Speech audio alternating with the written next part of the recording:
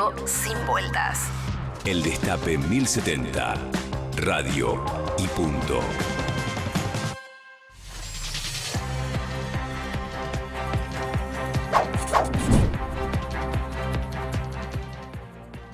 Buen día, ¿cómo están? ¿Cómo andan? Bienvenidos, bienvenidas al Pase.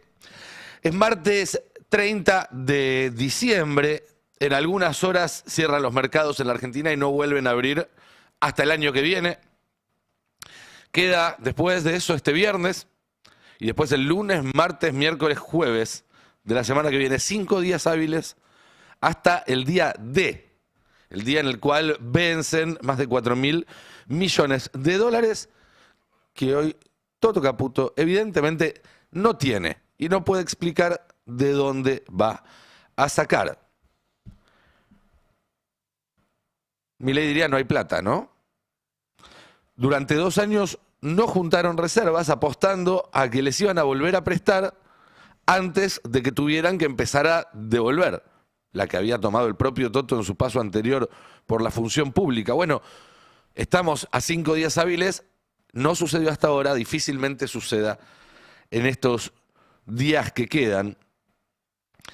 Y lo que estamos viendo es un verdadero papelón por parte del ministro de Economía, algo que en situaciones normales alcanzarían y sobrarían para sacarlo del cargo, un cargo que hace rato debería haber dejado porque ya fracasó 2 veces en esta vuelta y que en realidad no debería haber tenido nunca en primer lugar, conociendo sus antecedentes. Pero digo, está desesperado a la búsqueda de dólares para llegar a hacer frente a ese vencimiento. Vimos lo que pasó el fin de semana, donde primero le ordenó por tuit a los bancos privados que cumplan con una ley que se había votado el viernes a última hora de la noche, todavía no estaba promulgada, es decir, no estaba vigente, todavía no había sido reglamentada, es decir, no había forma de aplicarla, y sobre todo el propio texto de la ley le daba un plazo de aplicación de 6 meses. Toto Caputo salió al día siguiente a decirle a la gente, si en sus bancos les piden cosas de más, es decir, si en sus bancos aplican la ley, no romper las pelotas, como dice Caputo, sino si en sus bancos le aplican la ley, vayan al Banco Nación, que en el Banco Nación dimos las instrucciones para que acepten los dólares como vengan. Y entonces el Banco Nación sale con un aviso en las redes diciendo, a partir de mañana te esperamos en todas nuestras sucursales para atenderte y recibir tus ahorros con la seguridad y respaldo del BNA en el marco de la nueva ley de inocencia fiscal. Algo absolutamente ilegal. Absolutamente ilegal. Tan ilegal que tuvieron que borrarlo y poner otro que decía, horas más tarde, a partir de hoy, empezamos a atender consultas en todas las sucursales del país y estamos preparados para recibir los ahorros con la seguridad y el respaldo del Banco Nación. Es decir, el ministro de Economía está tan desesperado por dólares que manda al Banco Nación, y alguien cumple, y eso también hay que notarlo, a que haga algo ilegal y hasta que no le avisa a alguien que es ilegal y que lo tienen que borrar, estaba dispuesto a hacerlo. Pero no fue solo eso. Además de eso, está haciendo rondita con todos los gobernadores que pidieron dólares prestados y no los trajeron al país para que los traigan. Esto lo publicó La Política Online, también salió en algunos medios locales de Santa Fe, que Caputo llamó a Puyaro para que liquide los 800 millones de dólares que tomó como préstamo para obras y que todavía están en un banco de Nueva York. Puyaro le dijo, por supuesto, que no. Justo Caputo no es una persona muy adecuada para ir a pedirle a alguien que traiga la plata de afuera, ¿no? Sabemos que es alguien que, habiendo sido 2 veces ministro de Economía, nunca trajo su plata de afuera. Y según pude chequear ayer, hubo otros gobernadores que recibieron pedidos similares y dieron respuestas similares. Otra más. A las empresas que ganaron las licitaciones por las represas, que se hicieron la semana pasada, les dio 72 horas para depositar la plata, los 700 millones de dólares que se comprometieron en las licitaciones. Esto es noticia del diario Rionero Hoy, creo que se llama, el diario de Río Negro. Represas de Neuquén y Río Negro, las nuevas concesionarias tendrán un plazo de 3 días para pagar. Literalmente está rascando la alfombra, buscando los dólares que le faltan. Esto, lo de las represas, debería ser un escándalo bastante más grande de lo que es, porque Argentina tiene un sistema de represas hidroeléctricas que construyó el Estado con inversión pública y que, una vez que están en funcionamiento, son muy superavitarias. Permiten la generación de energía barata y renovable, que además es uno de los recursos que más va a hacer falta en el futuro, por la demanda de los data centers de la IA y demás. Y le estamos regalando la concesión por 30 años a empresarios amigos del gobierno, que no formaban parte de esa industria, ni mucho menos, a cambio de 700 millones de dólares. Es decir, ni siquiera es la sexta parte de lo que tenemos que pagar ahora en enero. Ni aunque cubriera todo el vencimiento dejaría de ser un escándalo, porque estamos básicamente regalándole a empresarios amigos del gobierno la gallina de los huevos de oro. Caputo actúa como una persona desesperada también porque viene jugando con cartas que no tiene en la mano. Es un timbero, es un tauro. Viene poniendo cara de que tiene una mano cargada, en realidad no tiene esas cartas en la mano. Y a medida que se acerque el 9 de enero y no logre convencer a alguien que lo financie, va a tener que mostrar que no tiene esas cartas en la mano. Va a quedar en evidencia su mentira. ¿Se acuerdan? El acuerdo del préstamo de 20.000 millones del FMI en abril, que supuestamente iba a servir en última instancia como garantía de estos vencimientos, evidentemente es mentira. El swap con Estados Unidos en septiembre-octubre, que también venía a dar tranquilidad sobre estos vencimientos, es mentira. El FMI incluso, que sabiendo esta situación y pudiendo haber dado algún tipo de señal tranquilizadora, alguna señal que ayudara a calmar la situación, por el contrario, lo puso a Caputo en el freezer. Tenían que llegar 1.050 millones de dólares después de la nueva revisión que iba a hacerse entre diciembre y enero. Lo más probable es que eso pase a después de febrero, tal como cuenta Julián Guarino acá en esta nota de ámbito financiero. ¿Se acuerdan del préstamo de los bancos internacionales? 20.000 millones iban a ser, después 6 o 7.000 millones. Bueno, ahora se está diciendo que por estas horas a lo mejor se anuncia algo por 1.500 millones de dólares, pero imagínate lo que serán las condiciones que le pueden llegar a poner a Caputo para darle esa plata. Y un Caputo que está al borde del default no le va a quedar otra que aceptar. Imagínate las condiciones que puede llegar a aceptar Caputo, un tipo que se llevó el oro y no nos quiere contar dónde lo tiene. La verdad es que es muy preocupante. Queda claro también que esa colocación en deuda local, que te la querían vender como el regreso a los mercados internacionales, fue un fracaso. Si no, tendrían la plata para pagar. A pesar de que pidieron favores a sus amigos, de que dieron negocios a cambio, no pudieron juntar la plata que querían juntar. El regreso a los mercados internacionales sigue cerrado. Caputo salió a decir, bueno, tenemos que reducir nuestra dependencia de Wall Street, que es una forma de decir al cabo que ni quería, después de que te dicen que no, y esto no lo digo yo, sino que lo dice incluso un tipo que conoce muy de cerca esos ámbitos, como Melconian, que dio esta nota ayer y explicaba lo siguiente. Vos pensás que hay una definición rara del ministro a días de un vencimiento que es no quiero depender de Wall Street. Hoy está muy bien Alejandro Borges. ¿Por qué crees que lo dice? Dice, como diría Alejandro Borges, y lo voy a citar, porque yo había pensado lo mismo, pero él lo escribió, yo no. Si viene Pampita no le doy bola, dice Borenstein. Es que Pampita no viene, ¿entendés? Como la historia. Entonces cuando dice yo no voy a depender de Wall Street, es que Wall Street no viene. Wall Street no viene. Si viniera lo recibirían con una alfombra roja, pétalos de rosa, pero no tengan ninguna duda. Pero no viene. Y lo concreto es que, excepto que haya alguna novedad que a esta hora nadie descuenta, Toto va a brindar el 31 a las 12 de la noche Y en el fondo va a tener al pajarito y le va a decir, che, ¿cómo vas a pagar? ¿Cómo vas a pagar? Ey, ¿cómo vas a pagar? De algún lado la plata va a salir. Toto Caputo, Javier Milei no van a entrar en default. Eso está claro. Es parte de su credo. El tema es que este no es el último vencimiento.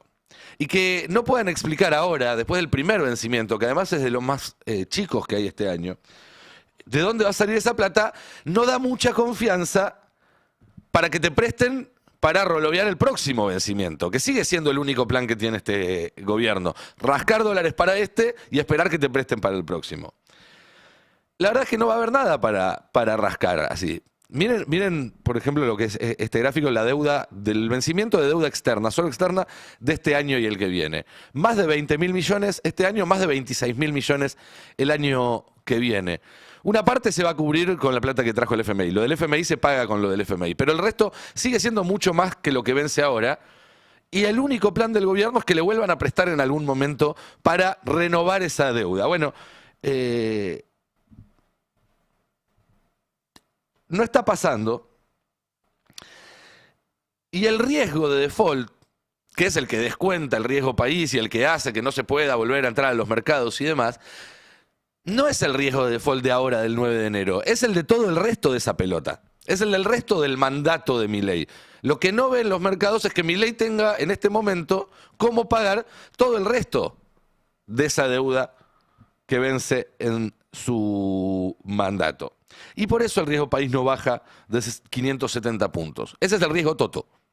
Ese es el riesgo Toto porque se explica principalmente por la deuda que Toto Caputo tomó durante el gobierno de Macri, que ahora hay que devolver y que el gobierno no tiene los dólares para devolverlos. Los que están en YouTube podrán ver en el gráfico cómo, si bien hay una bajada importante cuando asume Javier Milei, que estaba por arriba de los 2.000 puntos, cada vez que llega a 600, 570, se plancha. Después rebota porque se acercan las elecciones, vuelve a caer cuando gana el gobierno y se vuelve a planchar en el mismo lugar. Como si hubiera una fuerza, como si hubiera una resistencia que no lo deja seguir bajando. Y en el gobierno, obviamente, celebran esa bajada de 2.000 a 500. Dicen, todo eso era el riesgo Cuca. Lo redujimos en un cuarto. Pero te voy a contar un secreto. Si no pasás por abajo de la línea roja, dejen el gráfico un ratito más. Si no bajas debajo de esos 400 puntos, no sirve para nada. Tener 550 o 2.000 es exactamente lo mismo. Vos tenés un botón que dice, ¿te prestamos o no te prestamos? Después vos podrás decir, bueno, pero si estás en 550 estás mucho más cerca de que te presten. Puede ser, matemáticamente es así, políticamente estás hace 1 año y medio tratando de pasar la línea de los 570 puntos y no podés. Con lo cual, evidentemente, ahí hay una distancia que no estás pudiendo sortear. Y es lo mismo si esa distancia es de 200 o de 2.000 puntos básicos. No te prestan. Y en parte, esto tiene que ver con que el gobierno, aunque dice que va a comprar reservas, que es lo que están esperando que hagan los acreedores, porque no le creen a Caputo, entonces dicen quiero ver la crocante, quiero verla viva, el gobierno con una mano compra reservas, con otras vende. Hay una nota muy buena que nos va a estar explicando Fer Alonso en un rato en el destape de hoy, que explica un poco cómo sigue esta intervención del gobierno en el mercado, donde se gasta los dólares que debería estar juntando. Digo yo, para activar la economía argentina, dice Caputo, para pagar la deuda, pero definitivamente los debería estar juntando y no los está juntando. Y la cuestión es que acumular reservas, como le piden todos los acreedores, y mantener el dólar atrasado, como le pide Javier Milei, es algo incompatible. ¿Por qué? Porque este precio se llevan todo lo que pones en la góndola. Básicamente, todos los dólares que vos puedas vender se los van a llevar a este precio. La prueba de eso es que estamos llegando al 31 de diciembre de 2025, vamos a entrar a 2026, sin haber resuelto una corrida cambiaria que empezó hace un año, en enero del 25, que se habrá calmado por momentos, pero que en realidad nunca dejó de presionar sobre un dólar que estaba en 1.000 y ahora está en 1.500. Un 50% varió. Bastante más que la inflación. Y la pregunta que hay que hacerse es, si este gobierno no pudo frenar esa corrida con un acuerdo con el Fondo Monetario Internacional. No pudo frenar esa corrida con el apoyo explícito de Estados Unidos. No pudo frenar esa corrida después de ganar las elecciones como las ganó. No pudo frenar esa corrida después de sacarte fotos con toda la cúpula de JP Morgan, con 20 gobernadores, con cualquiera. Milei se sacó fotos con todos los que se tuvo que hacer. Cristalina Georgieva se puso una motosierra en el pin del blazer. No la pudiste frenar aprobando el presupuesto que te venían pidiendo todos hace 3 años. ¿Hay alguna manera de frenarla? ¿Tiene este gobierno herramientas para frenarla? ¿O solo puede seguir posponiéndola, seguir posponiendo el final de la corrida, que siempre termina con un estallido, al costo de que ese estallido sea cada vez más dañino? Y que nadie se confunda, ¿eh? Nadie está acá deseando que haya un estallido, que haya una crisis. Tampoco estamos pronosticando que va a suceder en tal o cual momento. Lo que estamos diciendo es que es un desenlace trágico e inevitable del rumbo que elige este gobierno mantener. Si cambiara de rumbo mañana, probablemente el desenlace podría ser otro. Pero los que siguen haciendo lo mismo, prometiendo cosas pero sin cambiar el rumbo, son Milei y Toto Caputo. Y el rumbo que llevan es el rumbo de un desastre. ¿Cuándo? No lo sabemos. Menem lo estiró durante 8 años. A Macri le duró 2. No sabemos cuánto puede durar. Si Estados Unidos vuelve a aparecer con la billetera atrás, puede durar un montón de tiempo. Si Besen sigue sin contestarle los mensajes a Toto Caputo, y a lo mejor dura bastante menos.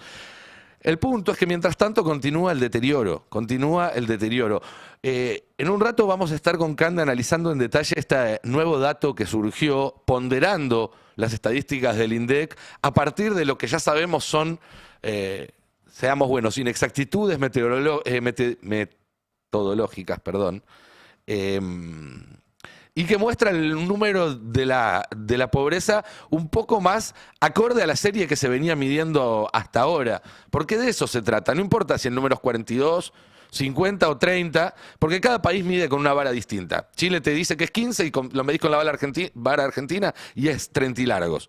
¿Sí? Brasil te dice, si lo vieras con la vara argentina, te daría más del 60% de la pobreza. Lo que importa es la evolución.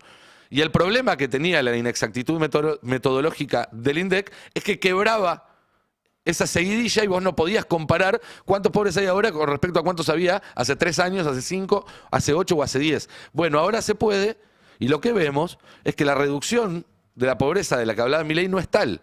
Que lo que hubo es un aumento muy grande después de la primera devaluación y ahora volvió a los niveles históricos de la pospandemia. A los niveles de la pospandemia. Y eso no es solamente un dato estadístico, que es tan cuestionable como cualquier otro, hay que meterse en todo caso a revisar la metodología y demás, que es lo que vamos a hacer en un rato, pero sí es un dato que encaja mucho mejor con todo el resto de lo que estábamos viendo, todo el resto del panorama. Los números de empleo, los números de consumo, los números de empresas que cierran. El gobierno salió a celebrar en los últimos días esta cuestión de generar puestos récord de trabajo. Tuvo que salir Agustín Salvia, que no es precisamente Cuca Macuca, a explicar que esa estadística en realidad no se correspondía con una mejora en la vida de los argentinos. Lo hizo en esta nota que publicó Infobae, donde cuenta, ¿no? La caída de la desocupación no es un indicador positivo porque no se están creando puestos de trabajo formales. Hay una uberización del mercado del trabajo, algo que venimos contando acá hace mucho tiempo, pero bueno, a lo mejor si lo dice Salvia en Infobae lo toman de otra manera. Estamos hablando de un modelo en el cual todos los días cierran empresas, todos los días se pierden empleos, y eso no paró ni siquiera en la víspera de las fiestas. Vamos a ver este tape con trabajadores a quienes despidieron de la cadena de farmacias Doctor Ahorro, que entre el 22 y el 24 de diciembre echó a 90 trabajadores. Un tacto maravilloso, ¿no? El de la gente de recursos humanos de Doctor Ahorro. Veamos el testimonio de estos trabajadores. Bueno, nosotros somos despedidos del Doctor Ahorro, ¿sí? Nos echaron entre el 22 y el 24 de diciembre a 90 compañeros y compañeras bajo el artículo 247 para no pagarnos el total de la indemnización. Con ese artículo nos quieren pagar solo el 50%.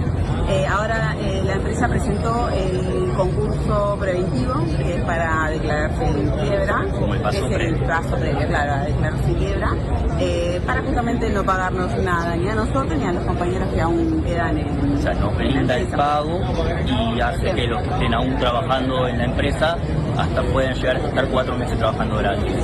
Perfecto. Hasta ahora, bueno, esa era la situación, lamentablemente ni siquiera hubo preaviso, nada. Y bueno, están despidiendo un montón de trabajadores, a los chicos del interior, que no solo les llegó el telegrama, sino que pues, se acercaron a su trabajo como todos los días y les habían cambiado los candados de las sucursales y no podían entrar. Bien, un día más en la Argentina de Javier Milei.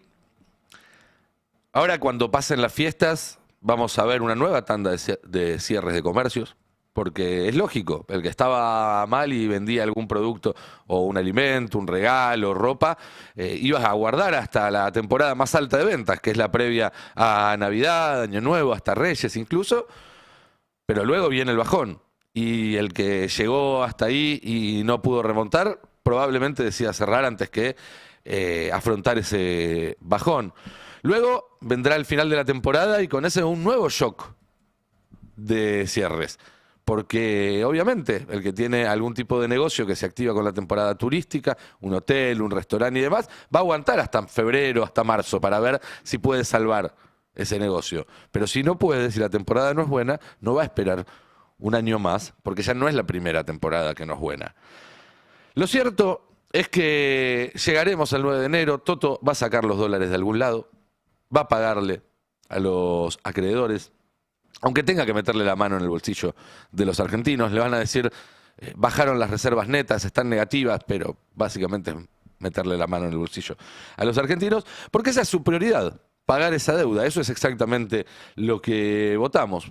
Para todo lo demás, para los comercios, para los trabajadores, para la educación, para la ciencia, para la salud, va a seguir sin haber plata, porque evidentemente para este gobierno hay urgencias y urgencias.